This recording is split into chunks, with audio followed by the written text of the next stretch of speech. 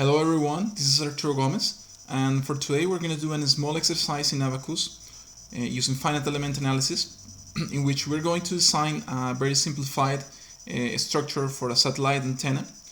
The purpose of this structure is to resist a pressure force over this plate, and we're going to transmit this load to this other plate that is going to be supported over the edge. For doing that, we're gonna join those two plates using two small plates, as we can see over here. So the first thing that we're going to do is creating a new part. For doing that, we go to the working tree and we're gonna double click on parts. We're gonna name it as a structure. We're gonna model it in a 3D space. It's gonna be a deformable body created through a shell geometry using extrusion, right?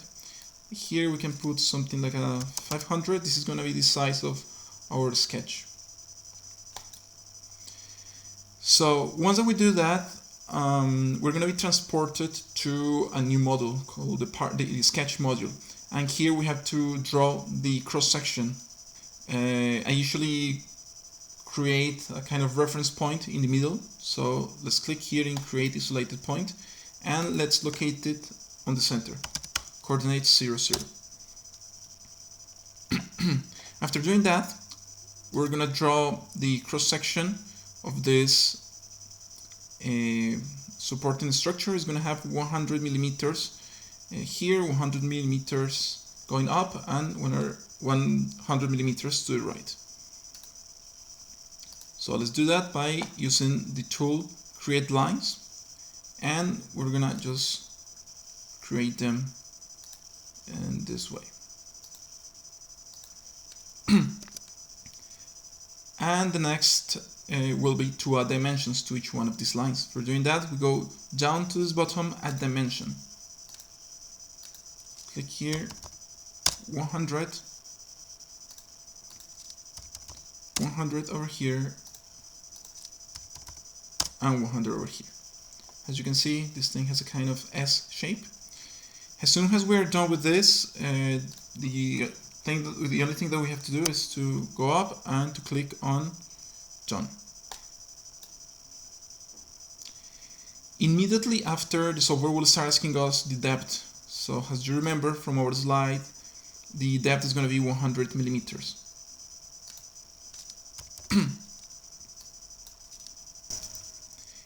Now it is time for creating our material. For doing that, we have to remember that we're going to create the aluminum 2091 that has a density of 2,580 kilograms per cubic meter, a Young modulus of 75 gigapascals, and a maximum allowable stress of 430 megapascals. For creating the material, we're going to click here in the Create Material button. We'll name it as aluminum.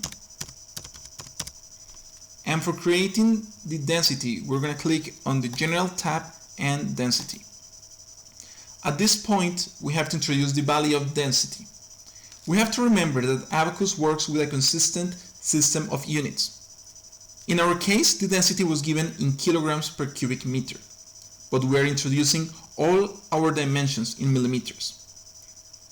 In this table, we can see a different set of consistent system of units. In our case, we're going to use this one, in which the length is going to be given in millimeters, force in newtons, mass in tons, and therefore the density in tons by cubic millimeter. We're going to put 2.580 e to the minus 9. This is the units in tons per cubic millimeter. We're going to do also something similar for the Young modulus. For introducing the Young modulus, we'll click on the Mechanical tab, Elasticity and Elastic. The Young modulus was given in gigapascals, so in our case we have to introduce 75 e to the 3, and the Poisson ratio 0.3 has a standard value. Once that we have created this material, the next step will be creating a section for the sheets, each one of the sheets that we're gonna use, right? So for doing that, here in the property module, we're gonna go down up to the create section button, and we're going to name it like something like a plate section, and we're gonna say that we want the shell homogeneous section, right? So here we have to, among other things, to introduce what is the thickness of the shell that we're going to use. In our case, it's going to be 1 millimeter.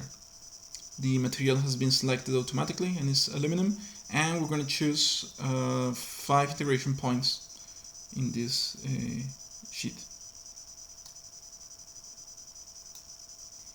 So once we have created this section, the next step is to assign this section to the geometry that we created before. For doing that, we just go here to the assign section button.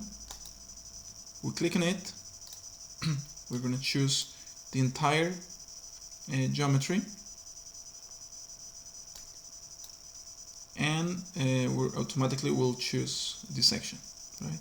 So we click OK, and that's fine.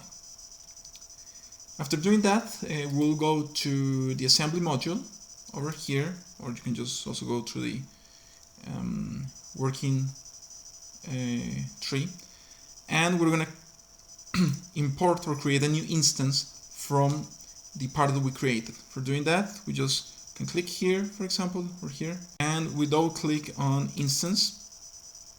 We're gonna import the structure that we created and click OK. The next step will be creating the mesh. So we're going to change the module and we're going to go to mesh.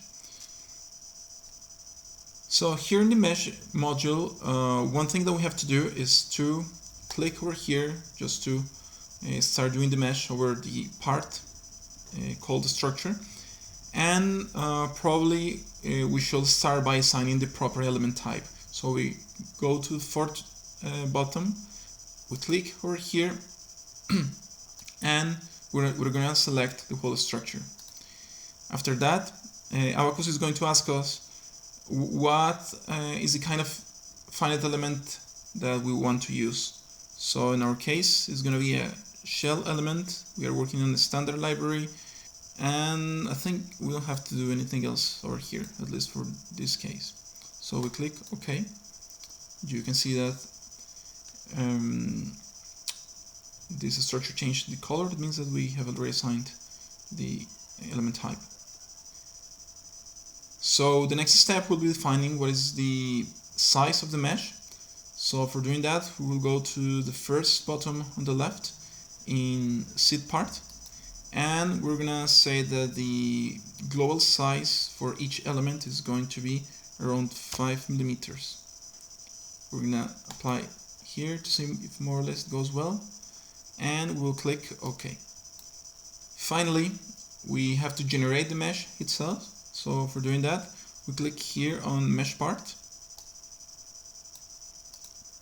and it will ask me if I want to mesh. Yes. And you will see how the new mesh is created. After we have created the mesh, the next step will be to create a proper analysis step. So for doing that, we change the module and we'll go to the module step. We'll create a new step in this bottom, create a step, and we can just leave it as it is. It's a step that is going to be after the initial one, and it's going to be a static general analysis. So we click continue, and here in the incrementation we're going to just move it to 0.01. This value is just the initial increment size value, and we're just going to move to 200 just to be sure that it will converge. So we click here on OK, and that's all. We'll go to the load module, where we'll create the boundary conditions and loads that we will apply over the structure. The first thing is we'll create load. So let's go to the first button to the left, create load. It's going to be sure load, and in our case it's going to be a pressure load. Don't forget to apply this load in step 1, and let's click OK.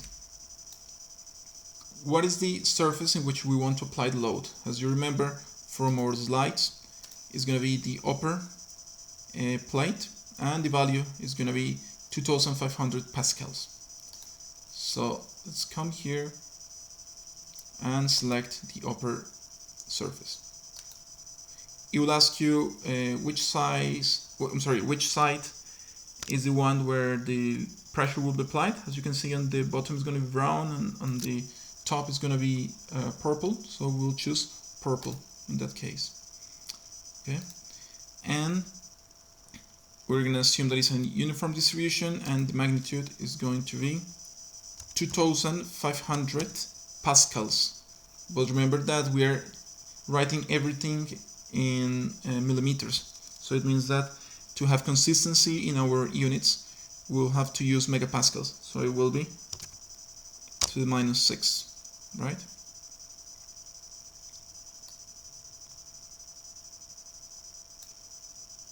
After creating the load, the next step will be applying the boundary conditions. The boundary conditions are going to be applied over this edge over here. So for doing that, we'll go to the second button, create boundary condition, and let's call it just fixed. Let's choose the first option, symmetry, anti-symmetry, and castre, and let's select the edge that I just mentioned.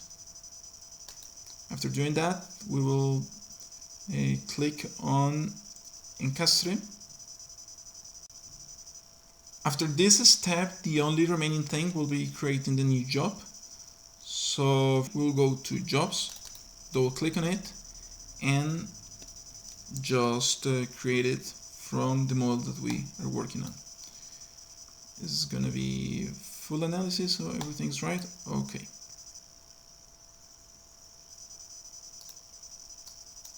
Once we have that, it's always a good practice to check that all the input values and input data is properly assigned in such a way that Abaqus can start running the simulation. So I usually just right click on it and click on data check.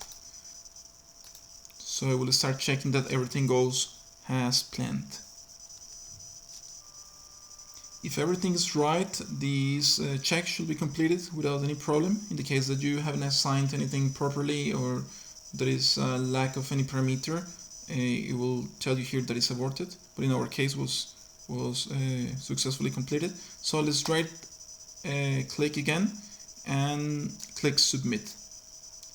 We'll click here on override, no problem, and it will start running the simulation. Once the job is complete, the next step is to analyze the results. For doing that, we'll right click on the job and we'll click on results. It will immediately transport us to a visualization module where we can see the different variables that we have selected in the initial steps. One of the most important things that we may be interested to see is the distribution of the different variables. For doing that, we'll click on the second button, the plot contour on the form shape. When we click on it, we're going to see a color bar that is representing a specific variable. In this case, it's going to be the von Mises stress, and it's going to range from a minimum value, given in blue, to a maximum value, colored in red.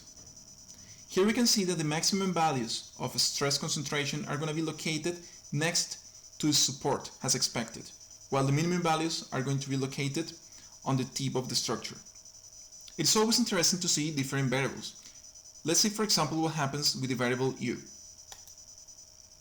The variable u is the displacement of the structure, and in this case the magnitude is given, but we can always change to each one of the components. In our case, it will be interesting to see what is the vertical displacement in each part of the structure. For this, we're going to choose u as a representation of the y-axis. Here we can see, for example, that the displacement in the root or in the support region is minimum and 0 on the support itself, while on the tip is maximum, reaching a value up to 82.9 millimeters in the negative direction. If, for example, you're interested to see what is the weight of the structure, you can always go to the Query Information button, located in the upper part. Once that you click on it, you go to the Mass Properties, and immediately you will see that in this rectangle white box, it will appear the mass of the structure. Something else interesting that we can see is to compare the initial state of the structure with the deformity state. For doing that, we go to the second button and we choose the third button. As you can see, here we can visualize the initial mesh and together with the deformed mesh.